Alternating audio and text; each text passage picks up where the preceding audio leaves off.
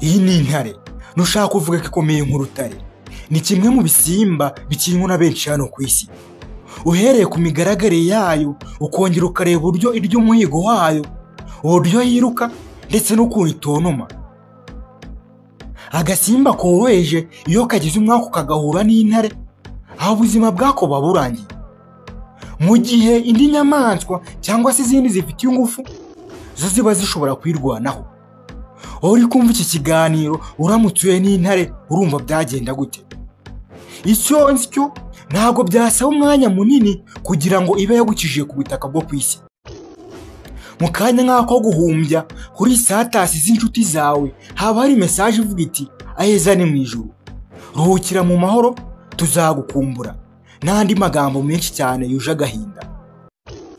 Ibi byose umanza ari byo bahereyeho bavuga ko intare ari umwami w'ishyamba. Wari ubizi ko intare z'ingore arizo zijya gushaka umuhigo? Ni mu gihe iz'ingabo ziba zasigaye ku rugo nk'uburyo bwo gucunga umutekano. Sobanukirwa byinshi bitandukanye utari uzi ku buzima bw'intare. Umurongo mugari w'ibishya utazigera wumva ahandi. Comeka TV. Nk'ibisanzwe muracyari kumwe n'umuhuza w'ibyegeranyo. Nitwa BYT. Ikiganiro ni amateka y'ahantu, ibintu ndetse n'ibyamamare bitandukanye byo mu isi. Niba ukiri mushya kuri iyi channel, manza wakanda subscribe kugira ngo ujye ubona byinshi bitandukanye kandi mu gihe gikwiye. Mbahaye ikaze.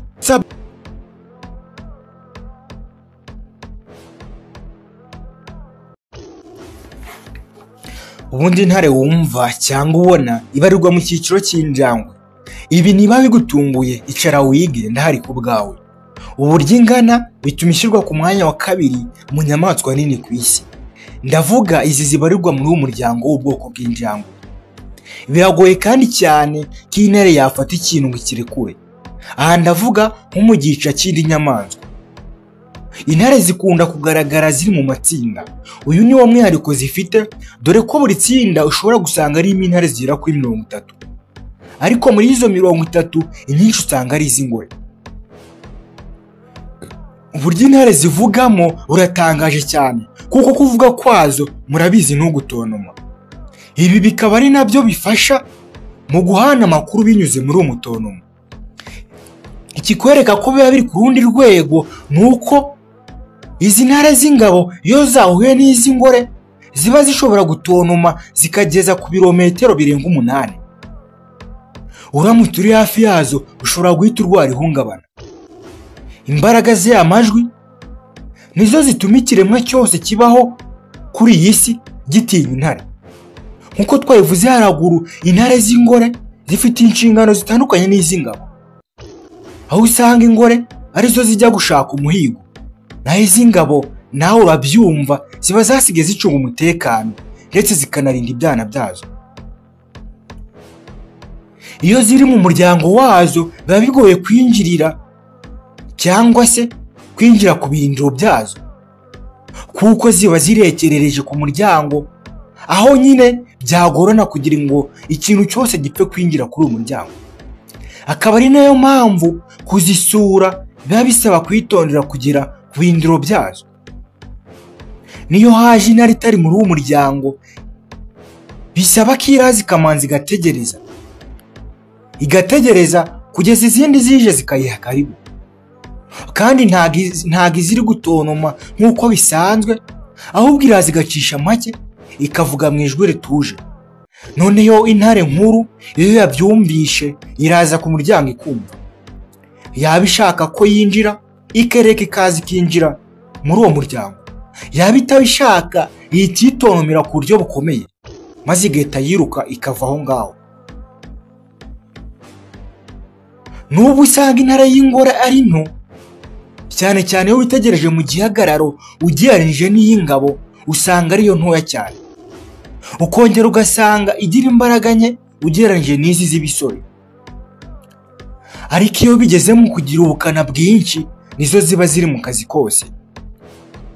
Twabivuzeho kandi nazo zifata iya mbere zikajya gushaka umuhigo. Buri gihe zino ntare z'ingore zihiga mu masaha ya nijoro.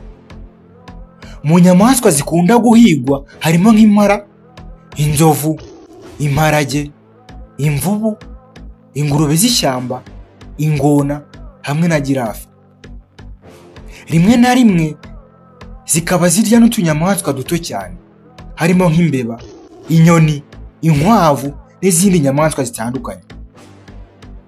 Wakibaza uburyo intare zifata cyangwa se zikanesha irindi tsinda ry'inyamaswa kandi zifite igihagararo giteye ubwoba. Ndavuga ko zishobora kugera mu nzovu cyangwa se zikagera ku bindi bisimba bifite ubudahangarwa cyangwa byubatse umubiri, kandi ugasanga zibikozemo akazi kose. Nta bundi buryo uretse ko izi ntare zifite tekinike yo gukorera hamwe, aho zikora uruziga zigatangira gutontoma ku buryo bukomeye cyane, bikagira n'aho izindi nyamaswa zitana. Iyo izindi nyamaswa ziri mu muryango umwe zimaze gutana, buri imwe ikajya ukwayo kubera ubwoba bw'uyu mutontomo w'intare, icyo gihe bihita byorohera intare guhita zizibasira, kuko iyo izindi nyamaswa zamaze gukwiye umushwaro bihita byoroha kuzica. Bitewe n'uburyo izindi nyamaswa z'ishyamba zitinya intare ku rwego rukomeye, ibi ni nabyo bituma intare zikarenga zikajya kwiba umuhigo w'izindi nyamaswa. Ushobora kwibaza uburyo bigenda iyo zizanye umuhigo. Nta kindi kidasanzwe uretse ko uyu muhigo ziwushyira hasi zikawusangira uko ziba ziri mu itsinda rimwe. Ingabo nkuru nizo zimanza, nyuma hakaza gukurikiraho intare z'ingore, maze n'ibyana byazo bikaza kwibonamo. Ikintu gitangaje ni uburyo intare zitunzwe n'inyama, kandi izi nyama akaba ari iz'inyamaswa zitandukanye bibana mu mashyamba. Muri make zihora zihiga kugira ngo zibeho, kugira ngo zirye, nuko ziba zishe cyangwa zikiba undi muhigo w'izindi nyamaswa.